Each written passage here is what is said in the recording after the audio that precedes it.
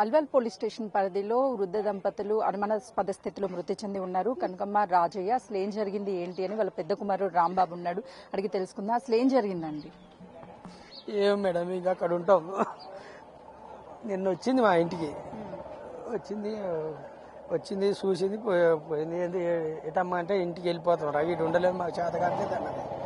సరే పోండి అమ్మా చెప్పినా, నేను చెప్తే వచ్చింది అంతే.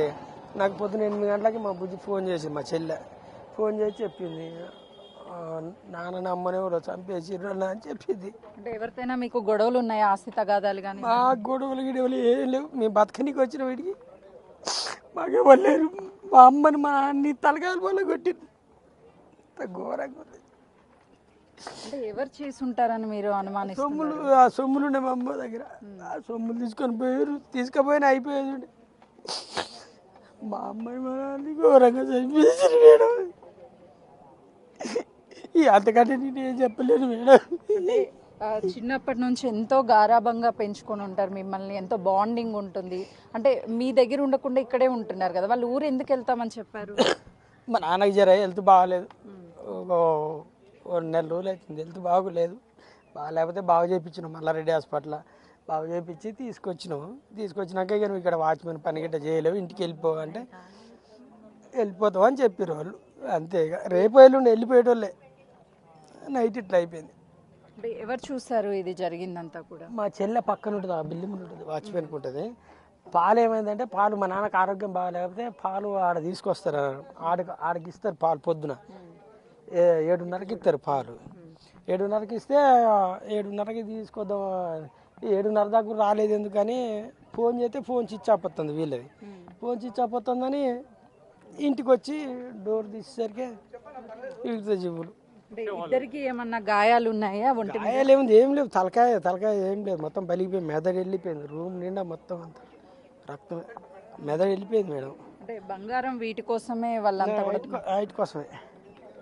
హైట్ కోసం మా కచ్చేలు గీచలు మేము బతకనీకి వచ్చిన మాతోటి వాళ్ళకి గొడవలు ఉంటాయి, ఏముంటాయి?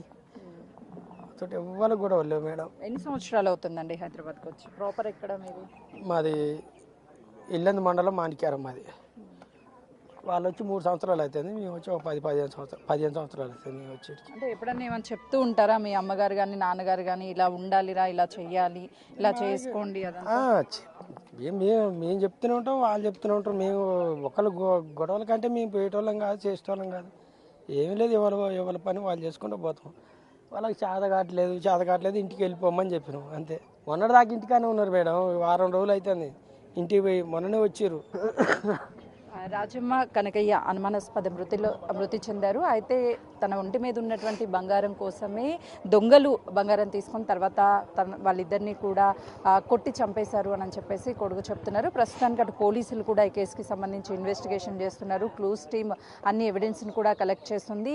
ఉదయం నుంచి కూడా అటు పోలీసులు ఇక్కడికి వాళ్ళకి సమాచారం అందుకున్న వెంటనే ఇక్కడికి వచ్చి క్లూస్ టీమ్ ఎవిడెన్స్ అందరినీ కలెక్ట్ చేస్తున్నటువంటి ప్రస్తుతం ఆ పరిస్థితి నెలకొందనే చెప్పాలి. చుట్టుపక్కల ఉన్నటువంటి వాళ్ళంతా కూడా అసలు ఏం జరిగింది ఏంటి అనేది తెలియడం లేదని చెప్తున్నారు. మరికొద్ది సేపట్లోనే ఈ డెడ్ బాడీలను కూడా గాంధీ హాస్పిటల్కి తరలించి పోస్ట్ మార్టం అయిపోయిన తర్వాత కూడా బాడీలను స్వగ్రామానికి తరలించే అవకాశం చాలా స్పష్టంగా కనిపిస్తుంది. అయితే కొడుకు రాత్రే అమ్మ మాట్లాడింది, మరో 2 రోజుల్లో ఇంటికి వెళ్తాము, ఇక్కడ నాన్నకి బాగోలేదు కదా, అక్కడే ఉంటామని చెప్తున్నారు. వాళ్ళ కుటుంబ సభ్యులంతా కూడా కన్నీరు మున్నీరు అవుతున్నారు.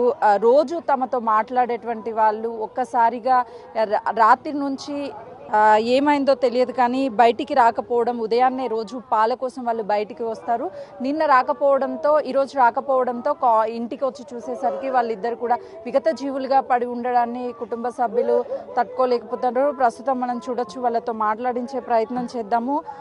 వాళ్ళంతా కూడా ఇక్కడ ఉదయం నుంచి అసలు ఏం జరిగింది ఏంటి అని ఏమవుతారు?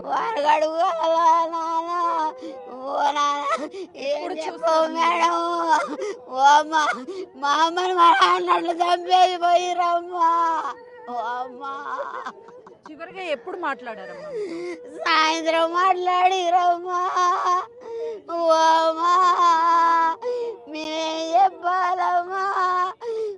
అమ్మా మా నాన్న మా ఇంటికి వచ్చిండమ్మా. అమ్మా నువ్వు ఇంటికి పోరాన వానబడ్డదన్నా అమ్మా.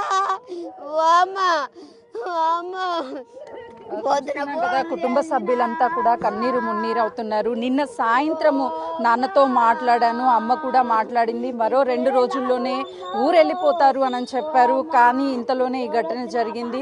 ఎవరు ఏం చేశారన్న విషయం అయితే ఇంకా తెలియదు. పోలీసులు ఇన్వెస్టిగేషన్లోనే తెలియాలి అని చెప్పేసి వాళ్ళ కుటుంబ సభ్యులు చెప్తున్నారు. ఎవరే ఆ బంగారం కోసమే ఇదంతా దొంగలు చేసి ఉంటారు అన్న కోణంలో కూడా అనుమానం వ్యక్తం చేస్తున్నారు. కాబట్టి ప్రస్తుతానికి పోలీసులు అయితే ఈ కేసుని ఇన్వెస్టిగేషన్ చేస్తున్నారు. కానీ ఎవరు ఈ పని చేశారు ఏంటి, రెక్కి నిర్వహించే వీళ్ళిద్దరు ఒంటరిగా ఉంటారు, వృద్ధులు వీళ్ళ మీద దాడి చేసినా లేదంటే ఇంట్లో దొంగతనం చేసినా ఎవరు కూడా పట్టించుకునే వాళ్ళు లేరు అని తెలుసుకొని ఇదంతా చేశారా, లేదు అంటే తెలిసిన వాళ్ళు చేశారా అన్న కోణంలో కూడా పోలీసులు ఈ కేసుని దర్యాప్తు చేస్తున్నారు. కెమెరామెన్ నరసింహతో సుజాత, అల్వాల్.